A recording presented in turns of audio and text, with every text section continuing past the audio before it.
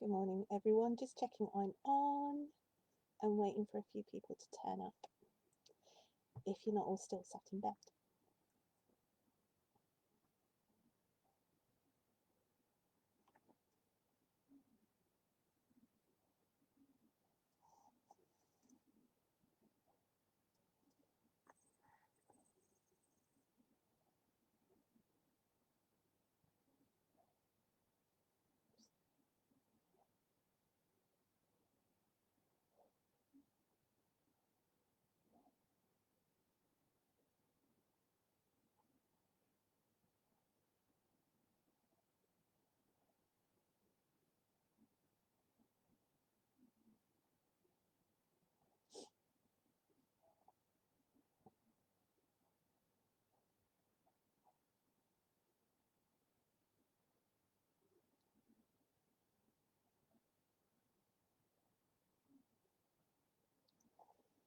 Okay, well, I'll get started because some people might still be in bed.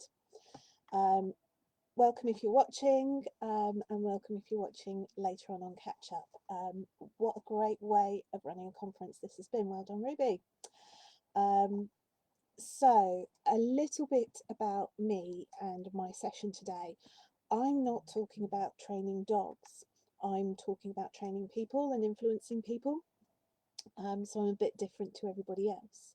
But I'm not a professional dog trainer. I am actually a communications professional. So a little bit about my background. I've been in marketing, communications and digital for over 20 years. In fact, when I first got into digital, it was called new media. That's how long I've been in digital. And I worked in firstly local news and then not-for-profit sectors, which is a really good way of learning your trade, because as somebody who wasn't working in the commercial aspect of things, very often I was dealing with influencing people through information, ideas, relationships and engagement, rather than saying, buy my product. And I really, really love it. It's something I'm really passionate about. Communications gets a bad rep. Okay, people either think it's you might know it as PR, public relations, which might have you going because people think it's either something really tacky and icky like Max Clifford, ew. They think it's something really flaky and kind of just otherworldly, really, you know, Patsy and Dina getting drunk with celebrities and schmoozing and living the high life. If only. Or the other bad reputation thing is government spin doctors. And I have been accused of spin before. Cuts, it's not nice. So the way I define communications is as the science of information and influence. Okay, and something that is really, really important to me is that it's carried out ethically, because there's a really fine line between information, between communications and propaganda.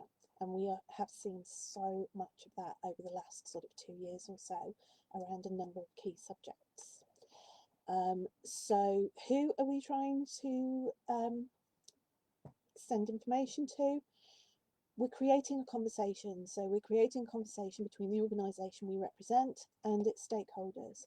That might be customers, it might be other people who have a stake in your success or failure, it might be your service providers, it might be your landlord, it's all sorts of different people. Okay. And as I say, it's really super important that that's run ethically. I'm a chartered professional, which means that I sat in a room in London with 5 other people for the majority of a day, basically proving my worth in strategy, leadership and ethics. And it's an accolade that can be taken away from me if I don't behave ethically. So super, super important for me. So what do I mean by brands? Well, a common mistake people make is to think that a brand is a logo, and I've seen a lot of people setting up for new businesses and here's my logo and it's fantastic and it's pretty and it's my dog, and it kind of doesn't say what they do, and but it's pretty. It's really pretty. Brand is an awful lot more than just a logo. Sorry, my laptop's laying on one of my dogs and she's moving, and she will move. So what do I mean by brand? If I was to describe to you a yellow M, a stylized yellow M known as the Golden Arches, you would probably instantly know that I'm talking about McDonald's, because the association of the logo with the business is so strong. It's one of the most dominant brands in the world, so most people will have seen and heard of it. In fact, you can probably picture it now, and I haven't shown you the logo. You know it so well.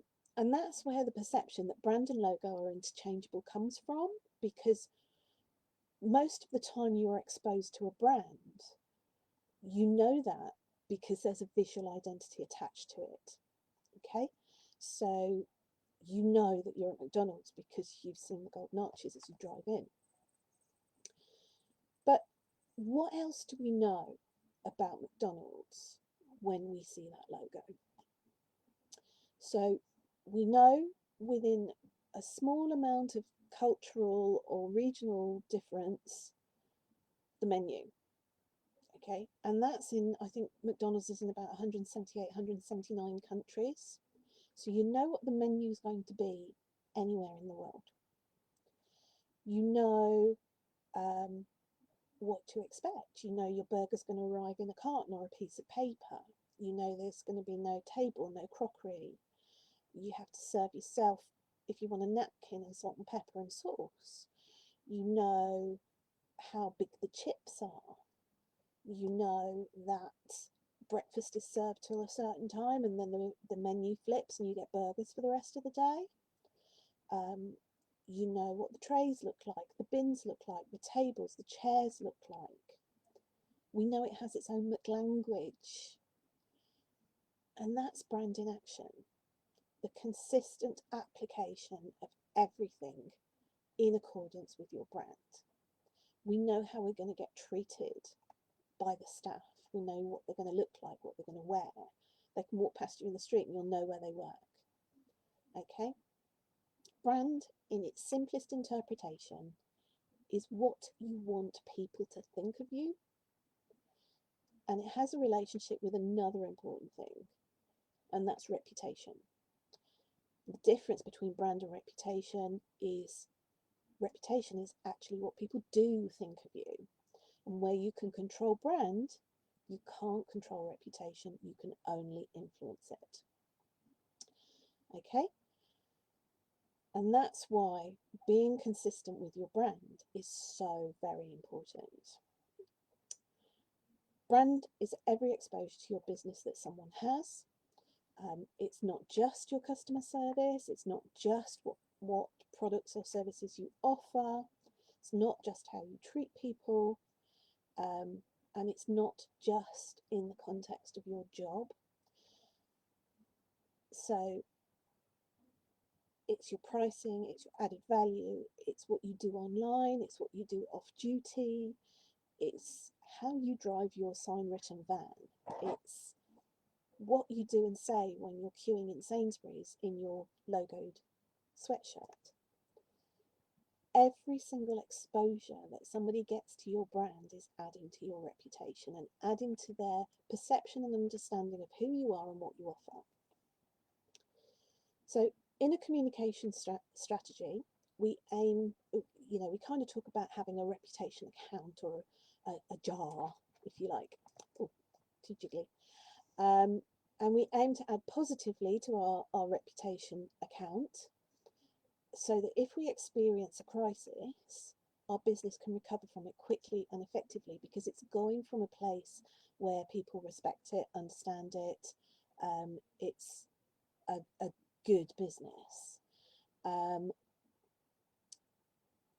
positive exposure like great service, recommendations, doing something positive, corporate social responsibility, that sort of stuff all adds to our pot, and unresolved complaints take away from it.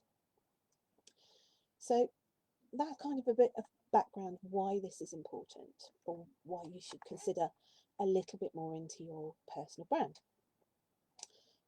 So how do I define my brand? And when I talk about personal brand, is that different to my business? Okay, we build a brand by, another technical term here, living the values. That sounds fun, doesn't it? So, yeah, I know the logo's fun and pretty and of your dog, but it's the values that are the most important, because that defines what you stand for. That gives somebody something to engage with. It tells them they have an affinity with what you have to offer. And on a practical sense, it also defines what you need to concentrate on. So values define your business, what behaviours are required for success, and therefore what is a cultural fit for the organisation. So a really great example of strong values, powerful values, is Google Philosophy. And they have a page called 10 Things We Know. And this is their values. So it includes things like focus on the user and all else will follow. It's best to do one thing really, really well. Now, the one thing Google does really well is search. And you may think, oh, Google Maps, but Gmail and things like that. And those services are all built around making search easier and more thorough and more accessible for the user. Okay, they're kind of like a side hustle to make the main hustle better. And my personal favourite one is you can make money without doing evil, and that principle is the ethics behind their advertising. These 10 things are largely unchanged since Google was formed. It was formed in 1998, for those of you who don't know. And the 10 things were set up a couple of years later. So they've really stood the test of time, and that's for two reasons. They are periodically reviewed and revised, but they are fundamentally very similar.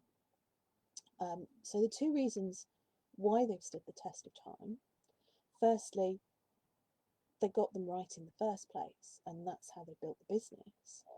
But secondly, Google hasn't moved away from its core purpose. It is a search engine. It is all about searching and enabling you to access information. So they haven't needed to change their vision and their values because they haven't changed the direction of the business. Okay, so that probably sounds a bit highfalutin and complex and extra work you don't need if you're a one-man band, a small business, a franchise or something like that. But it's important to remember that when you are a franchisee, a one-man band, owner-owned concern, what you do is more closely linked to the overall perception of the business. So unless you go to great pains, and it would be horrendously difficult to do, to dissociate yourself from your business, and actually why would you? Because, surely your business is your baby. Then it's very hard to stop a social media flip out or a joke in bad taste having an impact on your business and what people understand you to be.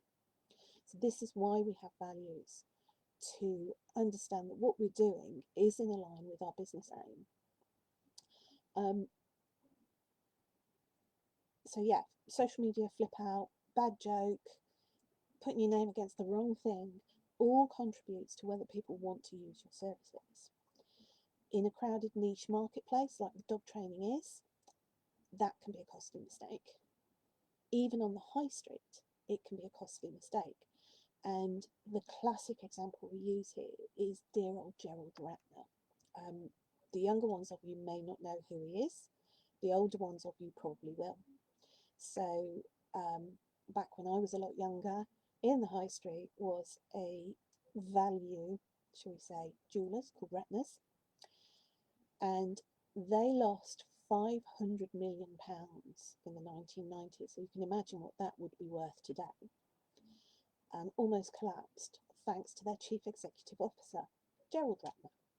So he even carries the company's name. That's how closely he's associated with it. And what Gerald did was say that they had a sherry decanter with 6 glasses and a silver plated tray. In fact, I think my mum might even have had one of these things. And it sold for £4.95, which even by 1990s times was quite cheap. And he said they were able to do that because it was complete crap. And he didn't leave it there. He also went on to point out that a pair of earrings they produced was cheaper than an M&S prawn sandwich and wouldn't last as long. So these were comments he made, tongue-in-cheek, yeah, at a conference speech to the Institute of Directors, so among his peer group. Back before time of social media, where you would be live streamed, and it still cost the business, and it still has an impact today. You know, we still talk about how massive a faux pas this is. So remember, careless talk costs business. So if you haven't had a think already about what your values are, either personally or for your business, I suggest you do, because it's a really good way of understanding where there is a fit between social media activity, getting involved with something, you know, and where to direct your energies. So for me, one of my personal values is authenticity, my integrity, because as a communications professional, I want you to trust me. I need you to trust me. I cannot do my job if you don't trust me. So it's super important that I don't have a front, that I am authentic, and when I speak, I am using my words. That enables me to be successful at my business. Other things you might want to consider, particularly in the context of a dog training or behaviour type business, might be something like accountability, commitment to your customers, commitment to dogs, you're ethical, science-based, innovative. Some of these might be really obvious, but have you actually thought that and written it down? Something I like, learn through play or learn through fun, really starts to tell the customer what's going to happen here, what have you got to offer. This free one I made up yesterday that you can use. Training you can take home. So it does what it says on the tin. Another one I came up with this morning while I was worrying that I was going to do a live on Facebook was advocate for animals, educate for people. Okay, you can have that one as a freebie as well. And then there's the obvious ones of how you might describe yourself. So force-free, Lima, unlabeled, positive. But what do they actually mean? What do they mean to you, and what do they mean to your customers? Would they understand them? You know, positive in purest sense just means adding stuff in. It doesn't necessarily mean force-free. So you may want to embellish on your values with a little bit of a definition of what they mean. And again, Google backs up those 10 things they believe with a paragraph about what exactly it means. So understanding what the values are that make your brand then helps you understand where to focus your energy, as I said. So it makes life easier in producing content if you are driving your business through social media, because it defines what's relevant. So blog, podcast, social media post, meme, whatever it is, if it doesn't align with your values and it isn't representing your brand via your values, it's not going to do any benefit really. You know, it's just something extra. social media is a whole session in itself. All right, it is a vast subject. It's complex. Yes, everybody can do it because it is designed for people to use without training. Business context, slightly more difficult. And I'm not saying that any of you are doing it wrong, but yeah, it's a massive, massive session. But what you have to understand is social media has had a massive impact on the buying journey of the customer. So what that means is, firstly, people spend more time getting to know you before they take time to purchase your services. You know, they look for engagement, they look for something that interests them and build up that trust. And also, it gives this much more personal relationship. So in larger companies, you can talk directly to very senior people. You know, you're more exposed when people either put complaints or compliments up, so other people can see what people are saying about you. So it's really changed the dynamic, and I think in a good way, but it's harder to hide. So who and what you stand for is more and more and more obvious. So bearing in mind, I've just said saying the wrong thing is devastating, but as a behaviour professional, you might have to have a difficult conversation. You might have to tell somebody something they don't want to hear. So how do you manage conflict and influence? How do you have those difficult conversations? I'm just going to have a difficult conversation with my dog who wants my cup of coffee. So this part, I think behaviourists should be really instinctive at, because it's much the same way that you manage behaviour change in dogs, kindly. But too often, in our passion and our drive, we forget that. Or perhaps we don't really feel very kindly towards someone who is using a method that we don't agree with, using aversives, using a shock collar or something like that. It makes us angry because we're here to advocate for the animals. So we go at it from a place of anger. Now, let me state here, absolute clarity, I do not support the use of aversives. What I'm trying to do here is help you understand how to be effective in a situation where somebody is using a tool that it is better for them not to use, okay, or that you would like them not to use. I just wanted to make that absolutely clear. I'm not here to say be nice to people who use aversives.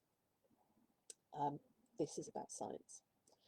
So the human brain is very, very, very similar to the canine brain. It's one reason why they have domesticated alongside us. So when our amygdala, the little nub inside the front of the brain, alerts to fight or flight, and the cortex is still getting its shoes on and going, what's it all about? We aren't in a place to learn or change behaviour. Okay? We characterise that in working with animals as the dog or the animal being over threshold. Okay? A human on the defensive is over threshold. So I am not saying that to tell you to stop speaking up and calling out a lack of science-based training. Okay? I am saying that so you can understand what is going on and set your expectations. Okay, we also know there's been a lot of research into social media and dopamine release. Okay, so we know that social media interactions release dopamine. So if you like and put questions on this video, I will think I've done a good job, and please, and might do this again, you never know. So social media interactions are reinforcing. So what that means for you when you enter an online debate against somebody who has a different methodology to you and a older fashioned, less science-based methodology, is that while you are debating with them and putting your point across, they're getting reinforced, because there will be somebody there clicking like, clicking, little smiley faces and things like that, answering them and saying, yeah, completely agree. And that's reinforcing them. It's academic whether the person reinforcing them is more skilled, science-based, better knowledge than you. They're just pressing that clicker. So you need to be aware that it's a situation you can't win to influence that person. What you are influencing is the observer. Okay, so think about that, how you come across. Don't try and convert the person who is the proponent, but think about influencing the audience with what you say.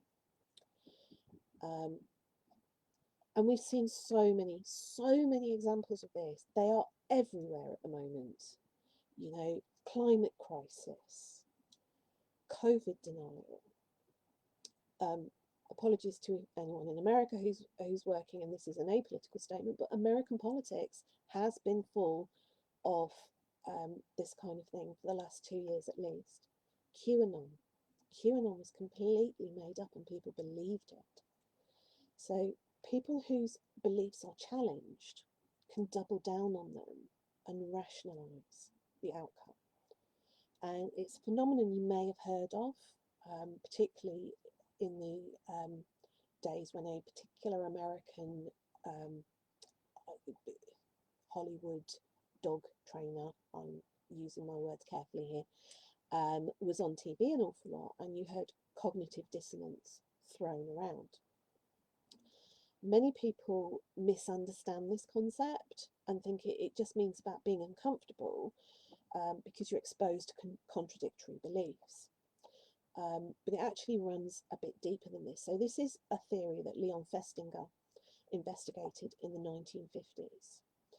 And what he actually worked out was that in order to maintain our psychological harmony, we create a backstory that convinces ourselves we were right all along. Okay, it's not about external audience, it's not about challenge, but actually it's an internal voice. So what he did was ask people to spend an hour turning pegs. So a really mundane, pointless task. And then over and above this, he asked the person to convince the next person that the task was actually really good fun and interesting. And to do that, participants were either paid $1 or $20. And when he analysed their feelings and their experience afterwards, he found something really interesting. The people who were paid $20 weren't bothered. They'd had $20, so, turning pegs, easy life. The people who were paid $1 to spend an hour of their life they're not going to get back turning pegs, actually convinced themselves they'd had a really good time. It was enjoyable. Okay, so intelligent people creating a backstory that they are absolutely fundamentally convinced of, that doing something mundane and pointless for an hour, for $1, was great fun. And that's the power of cognitive dissonance. And this is why I chose this as a subject, because I know you're all really, really passionate advocates. That's why you're here, of modern science-based training. So be careful how you tackle proponents of outdated methodology, because it's not easy. So there is a time and a place for speaking difficult truths. Absolutely. As I say, I am not sticking up for people who are using harmful aversives. Think intercept or influence. Okay, you must always intercept a welfare issue where you have control of the situation. Okay, so in your training, for example, we don't allow you to use check chains. Where you have control of the situation, absolutely do not accept any behaviour like that. But to create lasting behaviour change in humans, you need to influence. So remember a little acronym called EAST, and this is moving over now into another vast topic. This is why I'm so fascinated by communications, because it's just such a vast and interesting sector. So this is about human behaviourism, or what we call behavioural insights, and it's also known as nudge. So if you remember the acronym EAST, which stands for easy, attractive, social and timely, and if you can operate within that framework, you will create behaviour change in a human being. So easy means reducing barriers to success, or making the desired behaviour really obvious and easy to do. So great examples of this around at the moment with the pandemic. So perhaps you've been to a shop and you've seen footprints or stickers on the floor reminding you to stay 2 metres apart. So you stand on or about, sorry, that's my old boy barking. You stand on or about the 2 metre sticker, and instantly we've created social space, and it's really easy to do, and you do it almost subconsciously. Another great way, and something that will resonate with behaviourists and dog trainers, that creates an easy route to the correct behaviour, is fun and gamification. Okay, learning by play. Humans do it too. So gamification, a fantastic example of this. You may or may not be aware of a thing called ballot bins. And ballot bins were created by a social enterprise called Hubbub, who used nudge philosophy to improve the world, basically. And everything is free for people to use. You know, the ideas are open for anyone to use and take up. And they were commissioned to improve litter in one of the worst streets in London. It had a lot of nightclubs on it, and it was just like knee deep in fag butts. So what they did was create a ballot bin, which was basically a very, very simple bin. You had 2 compartments to it, a hole on either side to put your fag butt through. And it said, who's the best footballer? Ronaldo on one side, Messi on the other. Well, it had fantastic impact, to the extent that some people were searching the neighbourhood for fag butts to go and vote for the one they thought was better. And these ballot bins have actually appeared all over the world now, and it's shown that they can cut cigarette litter by up to 46%. So having a gamification, using gamification, actually really works. You know, even if we're adults and we're all grown up and sensible, fun is powerful. Okay, fun is easy. Attractive. Consent. It's all about consent. So somebody wanting to learn from you is half the battle. You're here to learn from me, if any of you are actually there. If I popped into your Facebook wall and told you everything you've done so far is wrong, you won't be receptive to me, and we'll probably be back into the cognitive dissonance, and you'll be telling me how you knew you were right all along.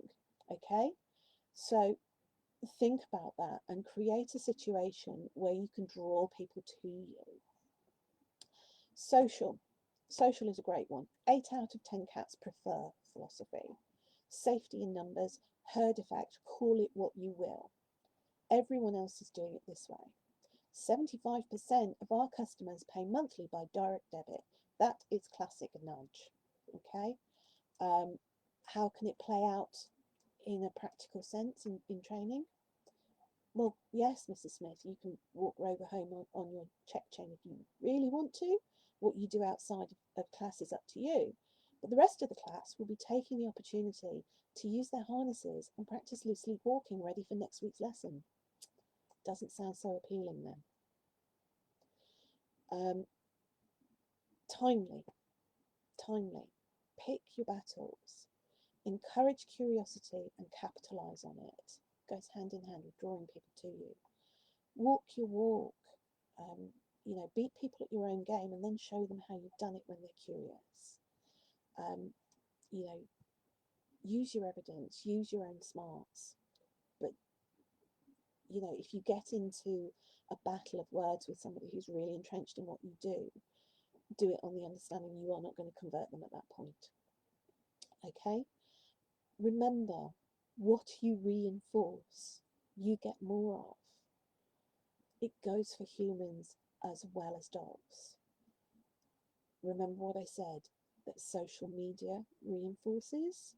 So if you engage with somebody who is using methodology that doesn't align with your values, that you don't approve of, that is old-fashioned and old hat, you're reinforcing it. It's a difficult conversation to have, as I say, and I hope I've given you some food for thought today. There's probably a whole other session in here as well. But I think it's super important as we advocate for dogs that we understand how we're influencing the humans who have care of them as well. So that's kind of my talk. I'm just going to check and see if there's any questions because they're not rolling up on my screen. If you bear with me just a little moment. Oh, yes, I can see them. Bear with me a moment.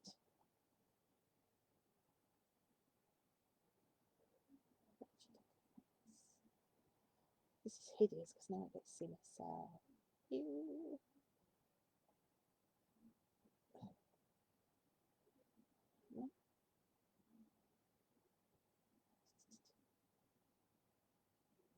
Oh, there I am. Oh, hi Ellen.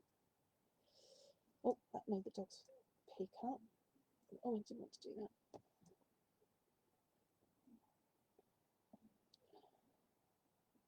Oh, I can't get rid of it.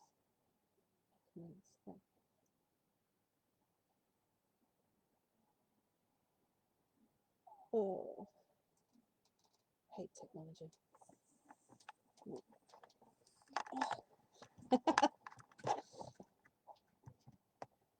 Dog has moved.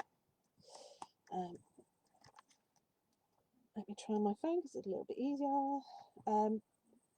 If I miss any questions, oh, his hair. If I miss any questions, I will obviously go into the text afterwards and respond to them. There we go. Comments. There we go. Human fight or flight. Oh, bless you, Rachel. I'm glad you. Oh, hi, Sue. Lovely. Okay, it's mainly saying hello. So if anybody thinks of any questions about anything I've said during the day, then please do either message me or comment on here or tag me or anything like that. I'm always happy to have a conversation. And thank you so much for listening. I hope it's been useful. I hope it's provided you with some food for thought. And I hope we can all continue to advocate for dogs together using our various skills and improve life for them, because that's what we're all about. And I'm passionate about using communication skills to change behaviour in the same way that you guys are passionate about using your skills to change life for our dogs as well. Okay, thank you so much for your time, everybody, this morning, and enjoy the rest of the conference. Okay, thanks very much. Take care now. Bye.